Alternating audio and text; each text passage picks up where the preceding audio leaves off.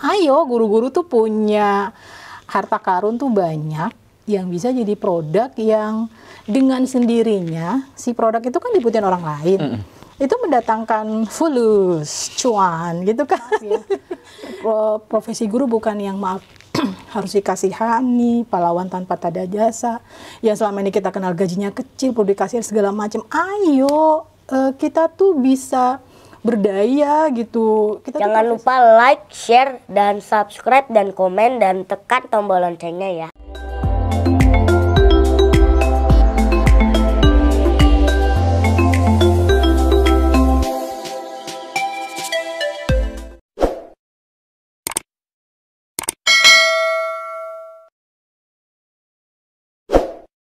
Assalamualaikum warahmatullahi wabarakatuh. Selamat berjumpa kembali dalam acara Jabatangan Podcast. Ini adalah sebuah program yang digagas oleh Insan Mandiri Cibubur dan juga SD Silaturahim Islamic School. Alhamdulillah, hari ini kita kehadiran tamu yang luar biasa. Ini guru, tapi bukan guru biasa. Siapakah dia? Kita sambut Ibu Ayu Agusrianti. Yeay. Guru biasa di luar apa guru luar biasa? Pilih mana deh. Ibu Ayu Agusrianti ini adalah seorang kurang ajar juga ya. Beliau adalah Wakil Direktur Pendidikan YPSC. Sebelumnya sudah jadi kepala sekolah, sudah sebagai guru. Iya. Dan luar biasanya apa nih? Karyanya banyak. Sebelum bahas itu deh Bu Ayu. Bu Ayu ini baru liburan ya? Liburan ya kemarin. Saya kalau liburan amnesia, Pak. Oh gitu ya. Ya libur, kita libur ya. Libur ya. Libur. Pak Jo kayaknya nggak libur nanya kayak gitu ya. Iya, karena saya nggak libur. Kesian sekali. Bu Ayu, Iya. ini kan sebagai guru, boleh nggak sih punya penghasilan di luar ngajar, di luar dari sekolah gitu, boleh nggak sih? Pertanyaannya boleh apa enggak gitu ya? Simpel. Ini kan sebagai wakil direkturnya, kalau ada gurunya pengen punya penghasilan lain, boleh nggak nih? Iya boleh aja, why not gitu. Kenapa tidak ya? Kenapa tidak gitu? Karena biasanya seseorang yang punya sesuatu yang kreatif, yang memenuhi kebutuhan orang lain, gitu ya, apapun itu, nggak mesti guru, pasti mendatangkan tadi ya, yang tadi Mas Jo bilang, boleh nggak nyari tambahan gitu. Ya boleh, jawabannya kenapa enggak gitu.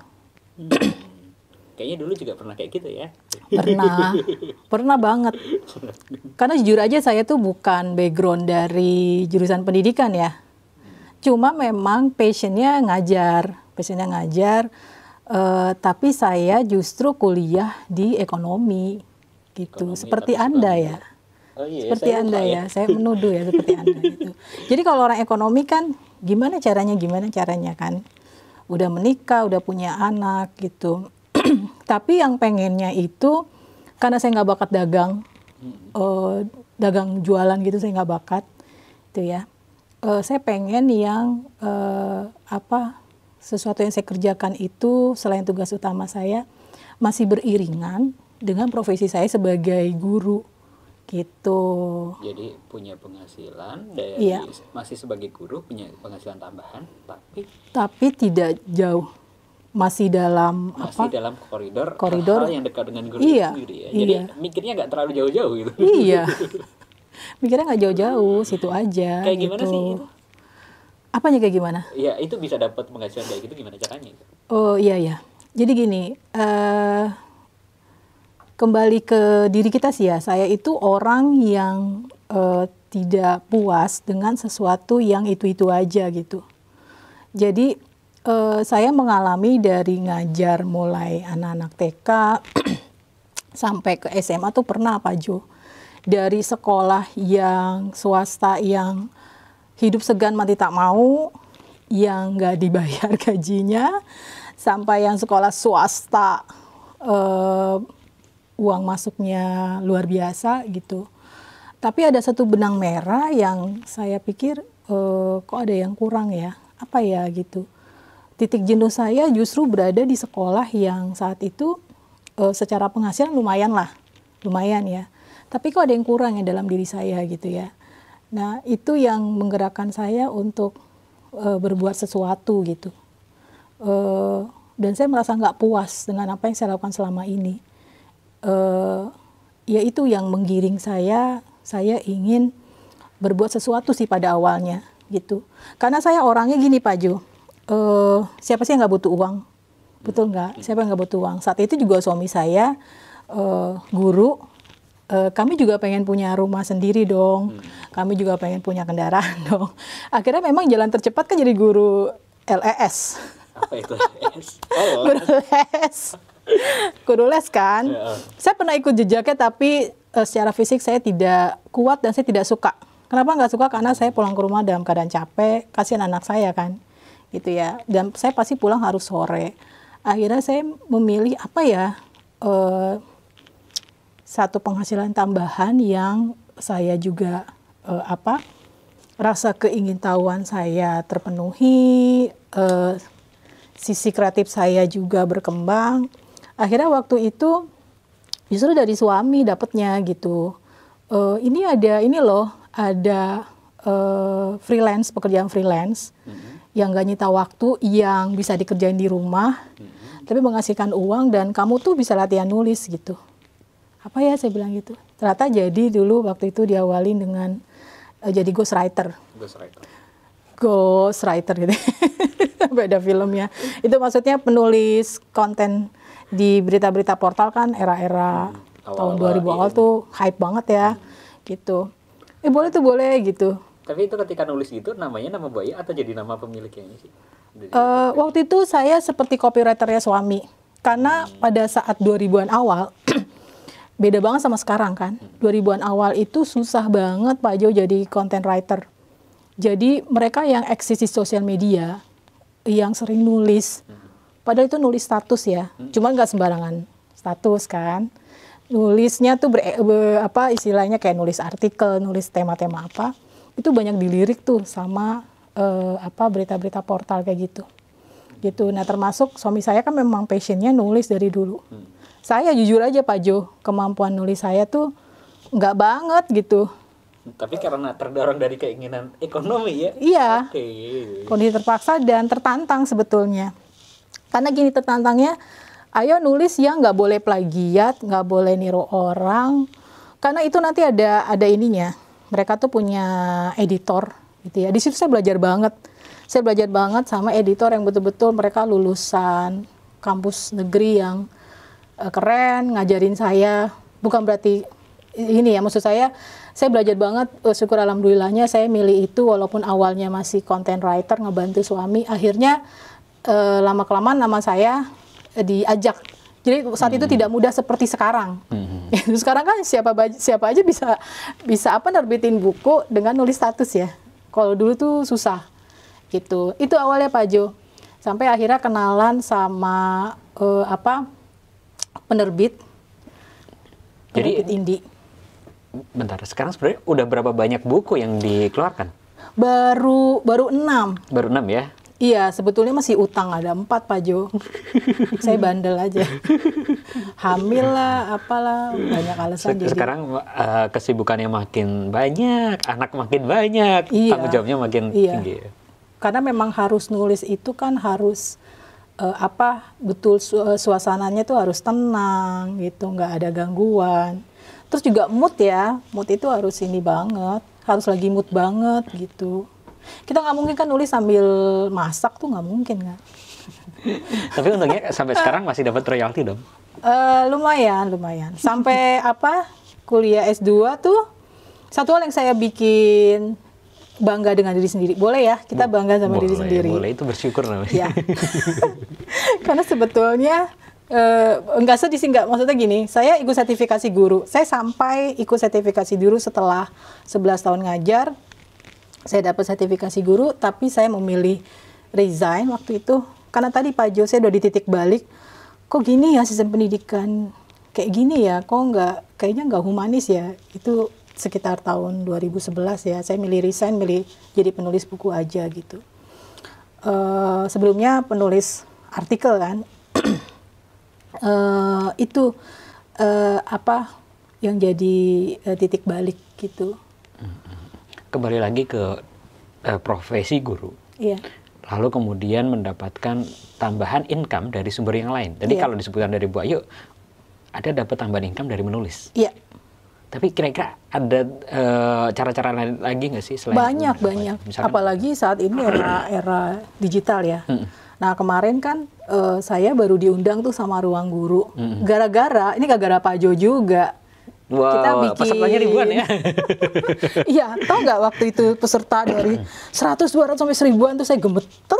Wow, ini. Dan kalau nggak salah nih Bu Ayu adalah salah seorang ketika ada searching di YouTube nih, Iya. teacherpreneur yang paling nongol di paling atas nih kalau di YouTube. Iya. Ibu Ayu Agustianti Itu gara-gara Anda.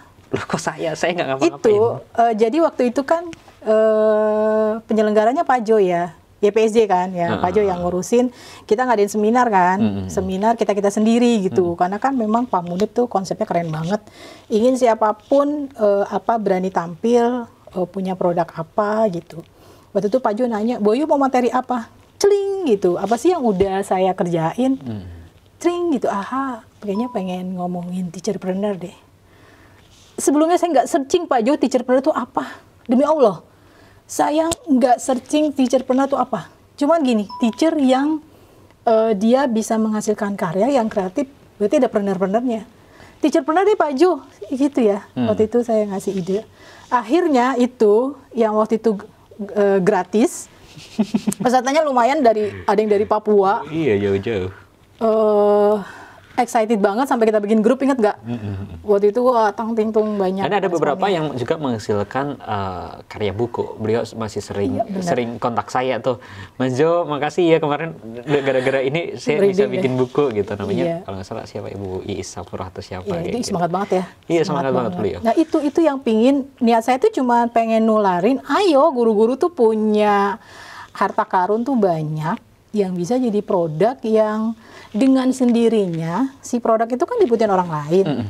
Itu mendatangkan fulus, cuan gitu kan. Iya kan? Dan itu keren gitu loh maksud saya. Oh ya tadi saya tuh mau cerita gini Pak Jo.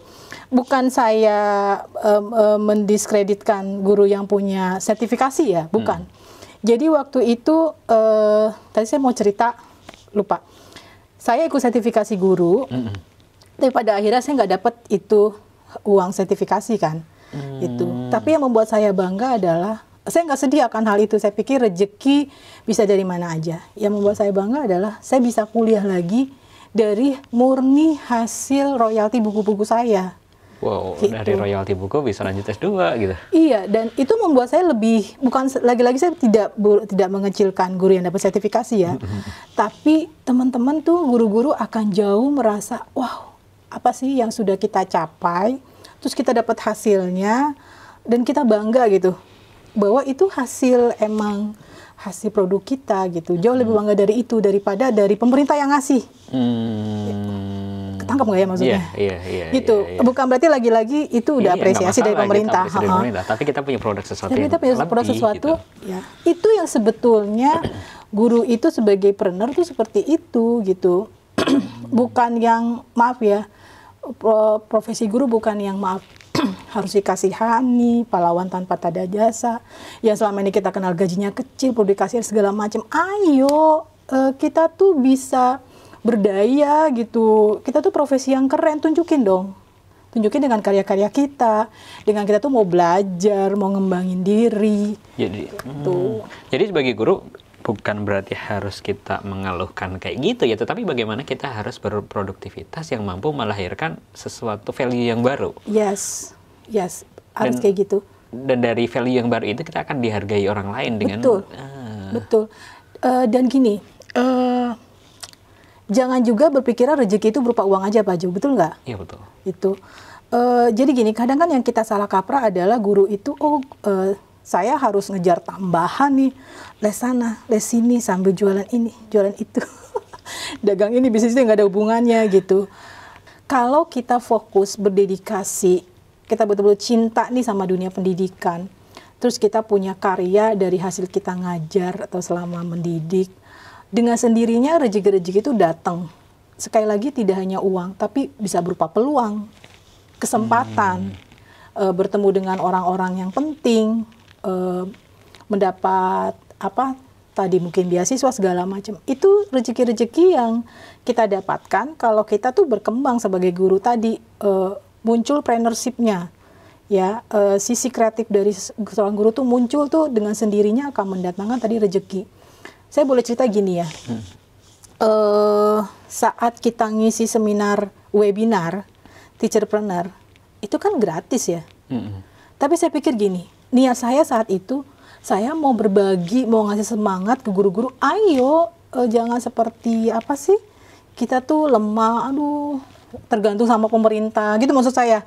Lemah itu tergantung sama pemerintah, mengeluh, aduh gaji saya begini, tapi nggak berjuang gitu loh, nggak belajar buat jadi lebih guru yang lebih pintar, lebih kreatif, enggak telaten ngurusin siswa nih sampai dia jadi seseorang yang wow gitu ya. Saya pengen nularin semangat itu ke guru-guru supaya ayo kalian tuh punya harta karun tuh yang luar biasa yang bisa jadi produk. Tapi ternyata Pak Jo, setahun kemudian datanglah email dari Ruang Guru kan, gitu, yang kita tuh pada surprise, wow gitu loh. Sosial media sangat bantu kita mendekatkan kita ke orang-orang yang memang nantinya jadi bisa partneran. Sesuatu yang dibutuhkan. Sesuatu yang dibutuhkan. Dan bicara di Ruang Guru pasti dibayar profesional gitu kan. Nah kayak gitu maksud saya. Ayo kata kuncinya mau belajar. Memang menjadi seorang guru yang berjiwa preneurship bisa menghasilkan karya, nggak bisa cering langsung jadi kan Pak Jo gitu kan. Dan kuncinya juga memang guru harus selalu belajar ya. Guru harus selalu belajar, update terus gitu. Jangan hanya mengandalkan pelajaran dulu pas kuliahnya. Iya. Tinggalan ntar. Betul. Apalagi di ini nih, di zaman digital ini Bu. Iya. Kayaknya peluangnya juga luar biasa. Luar biasa ya. Luar biasa. Pernah ya kita diskusi ya, waktu kita nyari-nyari apa nih yang mau disampaikan pada saat acara Ruang Guru kan. Di situ Pak Jo nunjukin ada guru waktu zaman pandemik, dia bikin akun YouTube kan, dari kalau nggak salah dari daerah Jawa mana gitu ya, bukan pusat, bukan DKI Jakarta loh.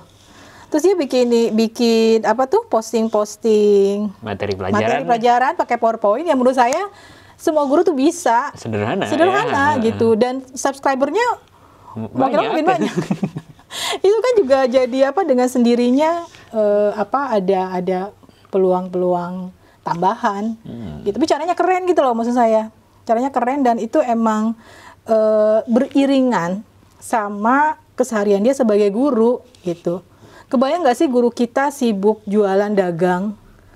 Nggak berhubungan ya? Nggak ada hubungannya sama guru. Akhirnya pada saat dia ngajar, dia udah capek segala macam, nyari tambahan, kerja sampai malam gitu. Tapi kalau itu beriringan, karya dia itu justru menguatkan dia sebagai guru, bikin strategi ngajarnya jadi tambah keren. Nah itu baru tuh apa yang disebut teacherpreneur kamu saya.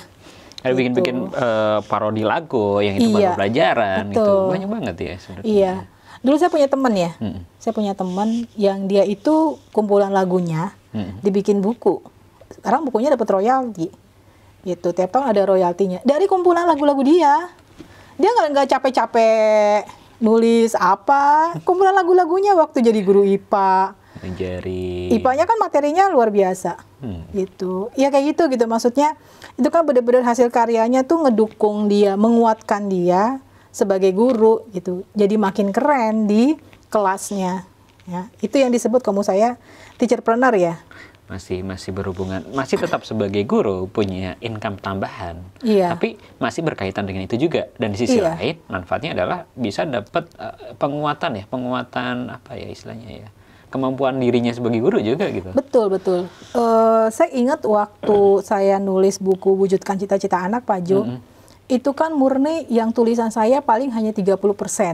70%-nya itu dari kisah-kisah orang tua yang berhasil mewujudkan mimpi anaknya, bukan mimpi orang tuanya ya, mimpi anaknya. Artinya saya ketemu narasumber banyak Pak Jo, dari mulai Ibu Gina Sonia, itu yang anaknya siapa artis bintang Mak Lampir?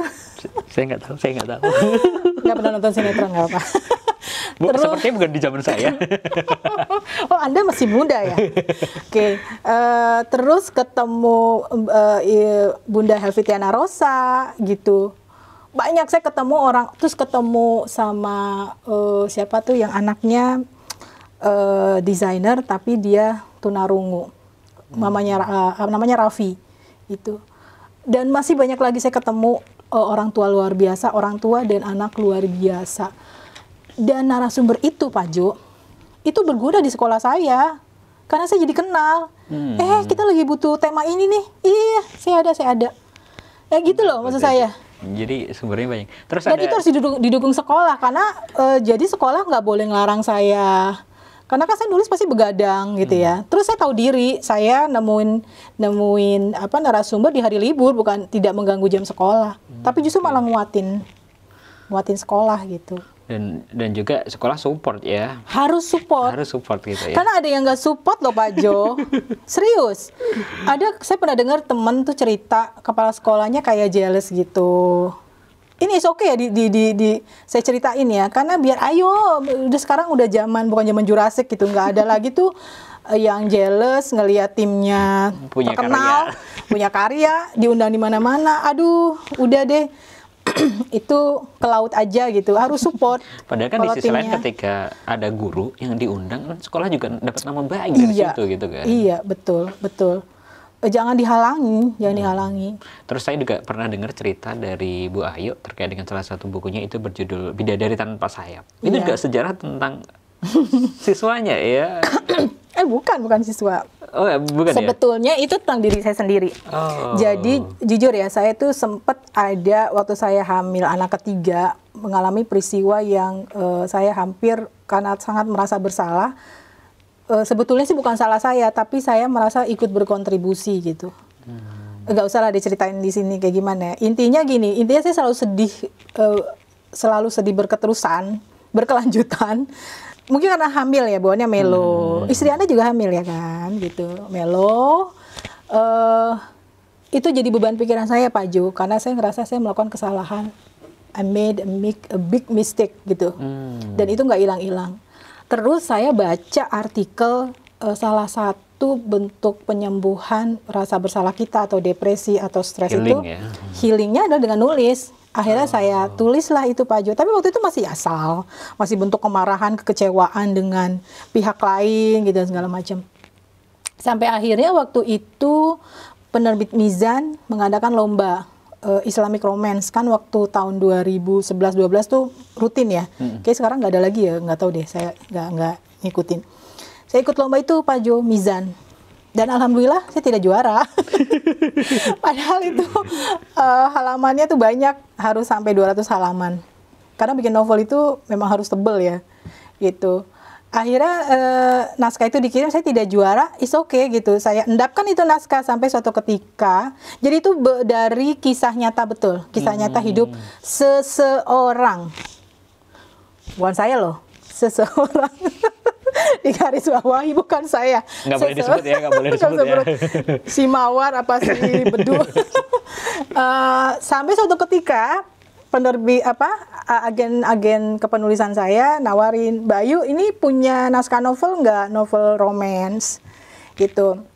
Ini ada penerbit indie itu butuh lagi nyari gitu. Jadi sebetulnya Bapak Ibu yang senang nulislah sebanyak-banyaknya, karena penerbit itu butuh cerita yang orisinil gitu kan. Apalagi hari gini orang hiburan kadang nggak usah ke bioskop ya, nonton ini aja. Apa tuh?